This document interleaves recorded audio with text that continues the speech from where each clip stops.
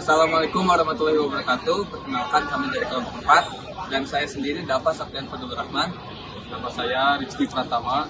Nama saya Devita Syifa dan rekan saya Sina Lucia. Dan nama saya Muhammad Safwan Abdul Aziz. Berikut merupakan pembahasan mengenai medan magnet dan medan listrik yang akan dijelaskan oleh rekan saya. Baik, di sini saya akan menjelaskan tentang medan magnet. Berikut tata isi yang akan dijelaskannya. Pengertian medan magnet.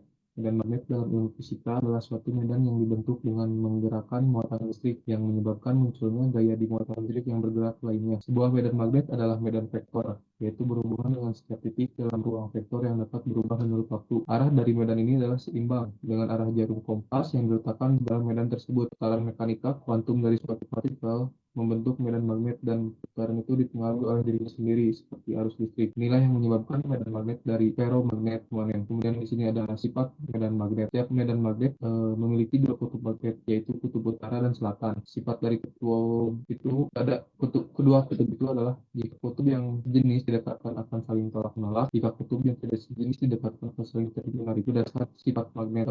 Magnetnya benda dibagi menjadi tiga macam, yaitu ada ferromagnetik, paramagnetik, dan diamagnetik. Kemudian di sini ada induksi magnetik di sekitar arus lurus. Besar induksi magnetik di titik A yang jaraknya A dari kawat sebanding dengan kuat arus dalam kawat dan terbalik dengan jarak titik ke kawat. Dapat dilihat di rumus di sini. Untuk B di sini yaitu dalam Weber per M kuadrat. Untuk I adalah ampere dan untuk A sendiri itu adalah meter. Jika kawat yang dihitung tidak panjang, maka gunakan rumus di bawah ini.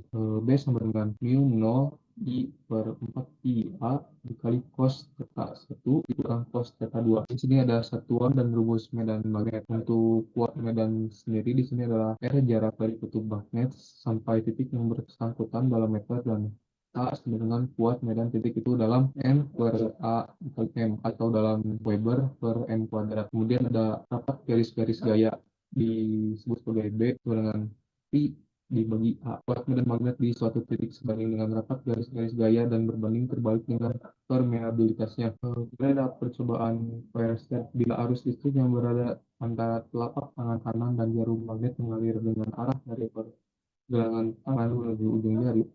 Kutub utara jarum berkisar ke arah ibu jari. Bila arus listrik arahnya dari pergelangan tangan kanan menuju ibu jari, arah melingkarnya jari tangan menyatakan perkisaran kutub utara. Kemudian di sini ada hukum Biot-Savart dan Ampere. Berikut rumusnya. Di sini adalah sebagai tetapan di dalam sistem internasional. Kemudian vektor B tegak lurus pada L dan R, arahnya dapat ditentukan dengan tangan kanan. Jika L sangat kecil, dapat diganti dengan DL. Kemudian ini adalah sebagai hukum persamaan dari ampere. Kemudian ada solenoida dan toroida. Solenoida adalah seutas kawat panjang yang dililitkan mengitari sebuah penampang berbentuk silinder. Kemudian di sini ada rumusnya. BP sama dengan mu 0 dikali I dikali N per L. Ini adalah untuk menghitung pada pusat solenoida. BP sendiri yaitu B pusat.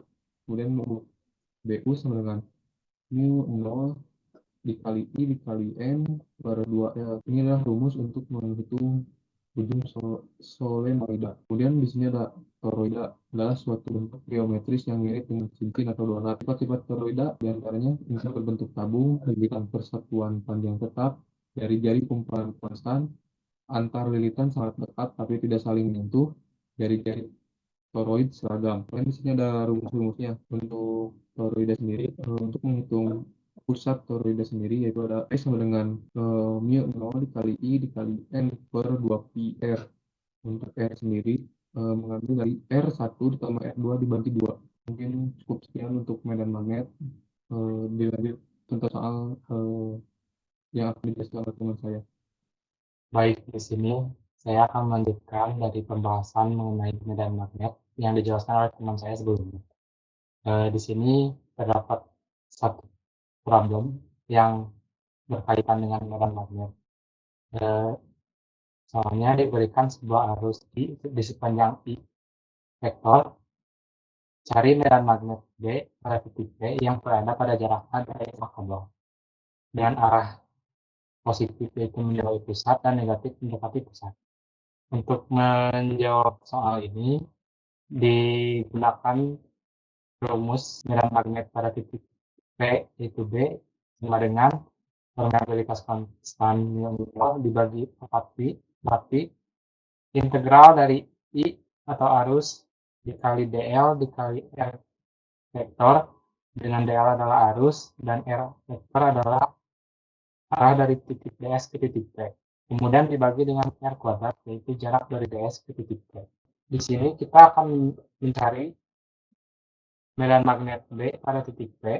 Kemudian diasumsikan arah dari medan magnet yaitu perkalian dari vektor DS dengan vektor R sama dengan nilai mutlak dari DS dan nilai dikalikan dengan nilai R vektor dikalikan dengan sin gamma dikali K vektor. Dengan gamma yaitu sudut di antara DS dan R. Kemudian diturunkan lagi yaitu DS dikali 1 dikali sin gamma dikali K sama dengan DS dikali sin gamma dikali K. Karena DS dikali R dikali R DL di sepanjang K untuk semua segmen kawat sama, jadi medan magnet B di titik P adalah di dalam arah K, dan kemudian sisi kiri dari medan magnet yang dicari yaitu sin gamma sama dengan A dibagi R. A dibagi R yaitu cos theta.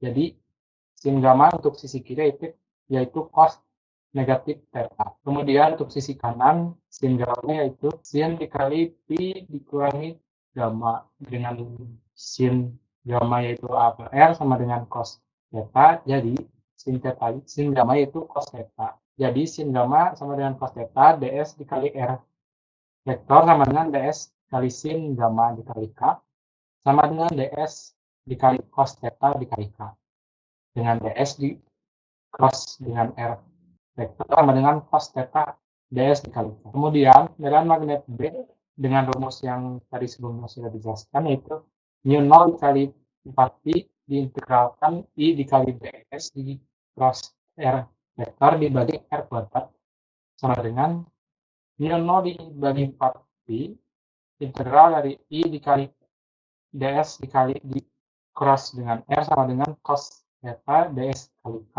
vektor dibagi R kuadrat. Kita bisa mengekspresikan ds dan R menjadi theta dan A. Karena cos theta sama dengan A per R, jadi R sama dengan A dibagi cos theta, atau R sama dengan A sekan dari theta. Karena I adalah sama di semua kawat, jadi ds sama dengan A dikali sekan kuadrat dikali theta d theta, dengan R sama dengan A sekan theta. Kemudian medan magnet B sama dengan mu0 kali I dibagi 4pi integral dari cos theta ds dibagi R kuadrat K. Kemudian cos ds bisa diganti dengan A sekan kuadrat kali theta dikali d theta. Jadi seperti ini. Kemudian R kuadrat yang pembagi bisa diubah juga menjadi A dikali sekan theta. Kedua pembilang dan pembagi tersebut bisa dicoret sekan theta sekan kuadrat theta dengan A kuadrat sekan kuadrat theta bisa dicoret dengan hasil akhir yaitu medan magnet di titik B sama dengan mu0 dikali I dibagi 4pi dikali A integral dari cos theta d theta vektor. Seperti ini kita bisa mengintegralkan nilai dari medan magnet di sepanjang kawat dari tetanya minus theta 1 sampai theta sama dengan theta 2. Medan magnet di titik D atas integral dari theta 2 sampai minus theta 1 cos theta d theta K vektor. Jadi medan magnet di titik B sama dengan mu0 dikali I dibagi 4pi dikali A dengan sin theta 2 dikurangi sin theta 1. Secara umum B ini medan magnet B sama dengan mu0 dikali I dibagi 4pi dikali A sin theta 1 ditambah sin theta 2 dan bisa diekspresikan dengan kaidah tangan kanan. Sekian pembahasan soal problem dari medan magnet. Dikembalikan kepada rekan saya. Halo semuanya, nama aku Dava Saptian Fadil Rahman, dan kali ini kita masuk ke sesi implementasi teori pada praktik. Maka dari itu, kita lihat videonya terlebih dahulu.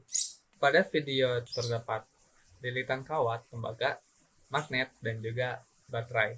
Mengapa lilitan kawat itu bisa bergerak? Hal itu disebabkan oleh gaya Lorentz. Berikut adalah persamaan gaya Lorentz.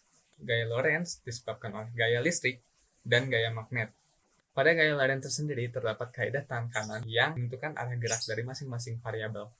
Hal ini bisa diterapkan pada praktik yang sudah diperlihatkan pada video tadi, di mana arus mengalir pada kawat tembaga dan mengalirkan arah medan magnet dan juga arah gaya Lorentz, sehingga kaidah tangan kanan bisa diimplementasikan. Gaya Lorentz yang ditimbulkan dari kawat lilitan tembaga bisa ditemukan oleh persamaan berikut. Persamaan ini mengandung gaya magnet dan juga gaya listrik. Untuk lebih jelasnya mengapa kawat lilitan itu bisa berputar, karena adanya tegangan yang menimbulkan arus. Hal ini berkaitan dengan elektrik potensial.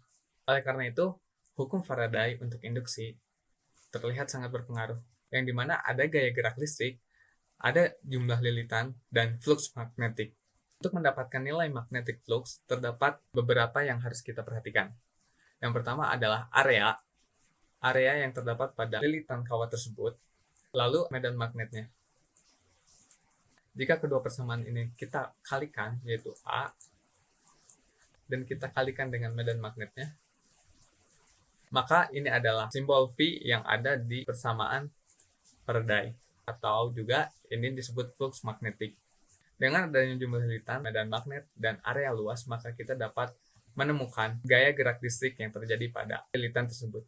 Tetapi juga perlu diperhatikan, karena pada dasarnya lilitan ini memutar, oleh karena itu lilitan tersebut mendapatkan medan magnet yang cukup sedikit, dan terkadang lilitan kawat tersebut mendapatkan medan magnet yang cukup banyak.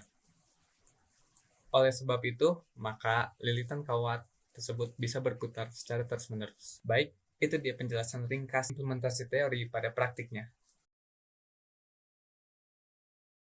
Di sini terdapat materi tentang medan listrik yang mana saya akan menjelaskan tentang pengertian, hukum Coulomb, distribusi muatan kontinu, dan problem set. Ini ada pengertian medan listrik.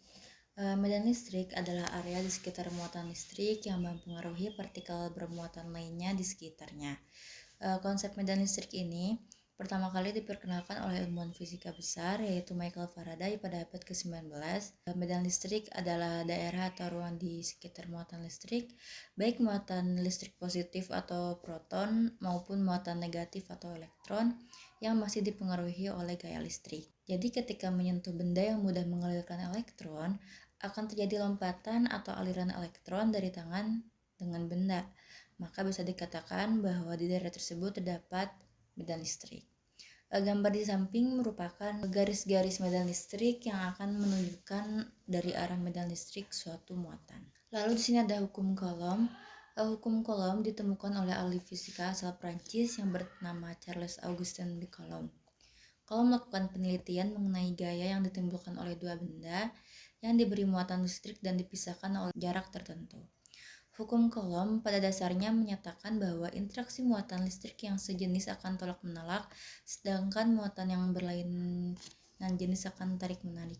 Jadi maksudnya ketika ada dua muatan, yang satu itu muatan positif atau proton dan satunya lagi muatan elektron atau negatif, itu tuh akan terjadi tarik-menarik karena muatannya berbeda jenis. Tetapi jika kedua muatan tersebut hanya proton dengan proton atau elektron dengan elektron, itu akan tolak-menolak karena itu merupakan muatan sejenis. Jadi dari hasil percobaan Coulomb itu dapat dinyatakan bahwa bunyi hukum Coulomb sebagai berikut. Besar gaya tarik-menarik atau tolak-menolak antara dua benda bermuatan listrik berbanding lurus dengan hasil kedua muatan itu, dan berbanding terbalik dengan kuadrat jarak antara dua benda tersebut. Jadi menurut Coulomb, bahwa besar gaya listrik yang terjadi antara dua buah muatan itu bergantung pada perkalian antara dua buah muatan listrik, medium di mana kedua buah muatan listrik diletakkan, dan jarak antara kedua buah muatan listrik yang mana memenuhi fungsi terbalik terhadap jarak kuadrat. Di sini ada gaya Coulomb yang mana ini terdapat ilustrasi. Jadi di muatan listrik itu kan ada positif dan negatif atau proton dan elektron. Ketika negatif dan negatif itu tuh akan terjadi tolak menolak, tapi ketika gambar yang ketiga yang di bawah itu, ketika ada dua muatan positif dan negatif itu akan terjadi tarik menarik. atau muatan positifnya mengalirkan listrik ke muatan negatif. Lalu di sini ada neraca puntir. Jadi neraca puntir itu neraca yang digunakan untuk percobaan Coulomb yang berhasil menyelidiki hubungan antara gaya elektrostatik dengan muatan dan jarak masing-masing benda bermuatan. Beliau menyimpulkan bahwa gaya elektrostatik antara Q1 dan Q2 itu berbanding lurus dengan besar masing-masing muatan dan berbanding terbalik dengan kuadrat jarak antar kedua muatan. Lalu di sini ada gambar ilustrasi mengenai dua buah muatan. Buat gambar pertama itu terdapat muatan Q1 yang terpisah sejauh R dengan muatan Q2. Maka gaya Coulomb yang terjadi pada F12 itu gaya muatan Q1 itu akibat Q2, dan F21 gaya muatan Q2 akibat Q1. Karena muatan Q2 menolak muatan Q1, maka muatan Q1 mendapatkan gaya tolakan sebesar F12 ke kiri, dan sebaliknya muatan Q1 menolak muatan Q2, maka gaya tolakannya tuh akan disebut F21 ke kanan. Jadi gambar 1 dan gambar 2 itu terjadi tolak menolak, makanya digunakan rumus F12 sama dengan Q1 kali Q2 per R12 kuadrat dengan F21 itu sama dengan min F12 karena itu terjadi tolak menolak. Untuk gambar ilustrasi ketiga itu digunakan rumus F12 sama dengan F21 sama dengan Q1 kali Q2 per R kuadrat. Jadi ketika menggunakan ilustrasi yang gambar ketiga itu kan ada positif atau proton dan negatif atau elektron yang terjadi tarik menarik, maka dari itu nilainya itu sama. Dengan K di sini itu adalah konstanta yang mana dibuat dengan rumus 1/4 pi epsilon 0, atau 1/4 pi epsilon 0 itu bisa dibilang 9 kali 10 pangkat 9 Newton meter kuadrat per Coulomb kuadrat. Bisa juga untuk dipastikan dengan epsilon 0-nya itu 8,85 kali 10 pangkat min 12 Newton meter kuadrat. Lalu di sini terdapat distribusi muatan kontinu yang mana terdiri dari dua, yaitu ada batang dan cincin. Untuk di batang itu sebuah muatan listrik menghasilkan medan listrik yang mana medan listrik sama dengan konstanta per muatan dibagi jarak kuadrat. Jadi di distribusi muatan kontinu ini objek bermuatan yang memiliki ukuran atau dimensi. Lalu di sini terdapat cincin. Di sini juga terdapat gambar yang menggambarkan bahwa cincin itu seperti ini. Terdapat jaraknya, terdapat X, ada vektor DEX, DEY, dan DE. Jadi medan listrik ini tuh dipengaruhi karena muatan cincin. Jadi di muatan cincin ini tuh didapatkan rumus sebagai EX sama dengan K EQ dibagi A kubik dikali X. Dan gaya listrik yang dialami pada muatan min Q ini adalah Fx sama dengan min K EQ kali Q dibagi A pangkat 3 X kubik. Jadi muatan Q ini tuh akan mengalami gerak osilasi harmonik. Baik, di sini saya akan menjelaskan mengenai problem set dari materi medan listrik yang dijelaskan oleh teman saya sebelumnya. Pada problem kali ini yaitu carilah medan listrik total pada titik pusat dari sebuah kotak di bawah. Kotak di bawah di sini yaitu mempunyai medan listrik yang bermuatan positif, yaitu menjauhi pusat, dan ada yang membuat bermuatan negatif yang mendekati pusat. Pada soal kali ini terdapat 4 medan listrik pada 4 titik dengan panjang antara titik medan yaitu A sama dengan 5 cm. Untuk menjawab soal kali ini yaitu kita tentukan dulu rumus yang akan digunakan yaitu E. Medan listrik ada pada titik E yaitu 1/4 pi dikali epsilon 0 dikali Q per R kuadrat dengan 1/4 pi epsilon 0 yaitu permeabilitas konstan dan K dikali Q per R kuadrat. Dengan K yaitu 9 kali 10 pangkat 9 dengan satuan nm kuadrat per C atau Weber. Kemudian kita mencari titik R. Ya. Mencari R yang ini, panjang R, yaitu akar dari A per 2 kuadrat ditambah A per 2 kuadrat sama dengan R, yaitu A per akar 2. Kemudian medan listrik di titik E1 yang ini, yaitu K dikali Q1 per R kuadrat. Kemudian medan listrik yang kedua, E2 yang ini, yaitu K dikali nilai mutlak dari Q2 dibagi R kuadrat. Kenapa nilai mutlak? Karena di sini yaitu bermuatan negatif. Kemudian E3 dari medan listrik di atas, di sini ralat E3 sama dengan K dikali Q3 dibagi R kuadrat. Kemudian E4 yaitu K dikali nilai mutlak dari E4 dibagi R kuadrat. Kemudian kita bisa menyederhanakan, yaitu E1 sama dengan E4. Kenapa? Karena E1 sama dengan E4. Kemudian E2 bisa kita sederhanakan juga, yaitu E2 sama dengan E3. Dari perkara tersebut, E3 sama dengan E2 sama dengan 2 kalinya E1. Dengan demikian, E3 sama dengan 2 kalinya E4. E1 sama dengan K dikali Q1 dibagi R kuadrat sama dengan E4. Jadi, E2 sama dengan E3 sama dengan 2 kali E1 sama dengan 2 kali E4.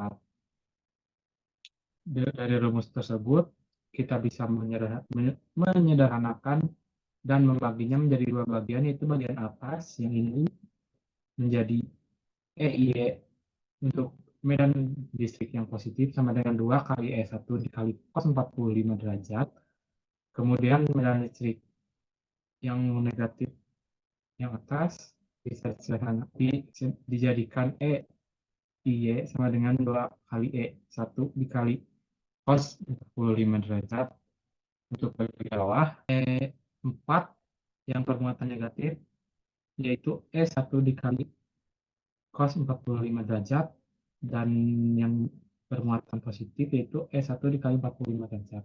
Dengan pernyataan-pernyataan yang ini, kita bisa menyederhanakan dan mencari E total dari medan listrik tersebut, dari medan listrik yang ini, yaitu E total sama dengan positif 2 E1 dikali cos 45 ditambah 2 dikali E1 cos 45 dikurangi E1 dikali cos 45 dikurangi E1 cos 45 dengan arah J, arah vektor J.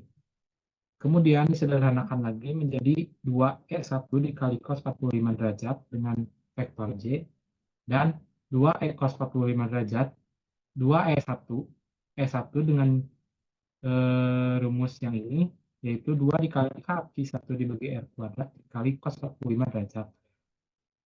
Kemudian bisa kita sederhanakan menjadi 2 dikali K sama dengan 9 kali 10 pangkat 9 dikali Q1 yaitu 10 dikali 10 pangkat 9 dibagi R kuadrat, yaitu yang ini A-nya 0,05, bisa disederhanakan menjadi 2 dikali 9 dikali 10 pangkat 9 dikali 10 kali 10 pangkat 9 dibagi R kuadrat, yaitu 0,05 dibagi akar 3 dikuadratkan dikali cos 45 dikali vektor J. Didapatkan hasil dari E total dari medan listrik di atas, yaitu 1,02 dikali 10 pangkat 5 J vektor dengan satuan N per C. Sekian pembahasan dari soal medan listrik. Dikembalikan ke rekan saya. Baik, di sini saya akan menjelaskan bagaimana eksperimen medan listrik yang kami lakukan. Sebelumnya, eksperimen ini tuh eksperimen mengalirkan arus listrik melalui air. Bedanya di sini yang sebelah kiri itu air biasa, dan sebelah kanan itu air yang sudah dicampur dengan garam. Sebelum memahami mengapa air garam bisa menghantarkan listrik mengantarkan listrik, kita harus terlebih dahulu memahami apa itu listrik. Listrik adalah aliran elektron yang stabil dan partikel bermuatan listrik melalui suatu zat. Dan beberapa konduktor seperti tembaga, elektrik itu sendiri dapat mengalir melalui substansi, membawa arus dalam konduktor lain seperti air garam. Air digerakkan oleh molekul yang disebut ion. Jika garam atau natrium klorida dilarutkan dalam air, molekul-molekul garam terbagi menjadi dua bagian, ion natrium dan ion klorin. Ion natrium sendiri tidak memiliki elektron sehingga muatan positif. Ion natrium dan ion klorin yang terpisah dapat bergerak bebas. Ion-ion inilah yang membawa listrik melalui air. Ketika potensial listrik diterapkan, ion natrium bermuatan positif tertarik ke kutub negatif dan ion klorin bermuatan negatif tertarik ke kutub positif. Ion-ion inilah yang membawa listrik melalui air. Berikut untuk video eksperimennya, dan ada sedikit perbedaan ketika menggunakan air biasa dan menggunakan air yang sudah dicampur dengan garam.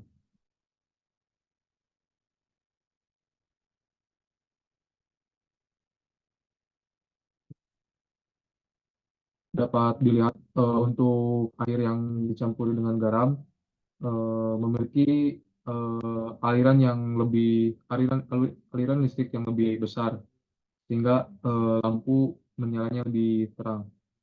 Sekian dari kami. Assalamualaikum warahmatullahi wabarakatuh.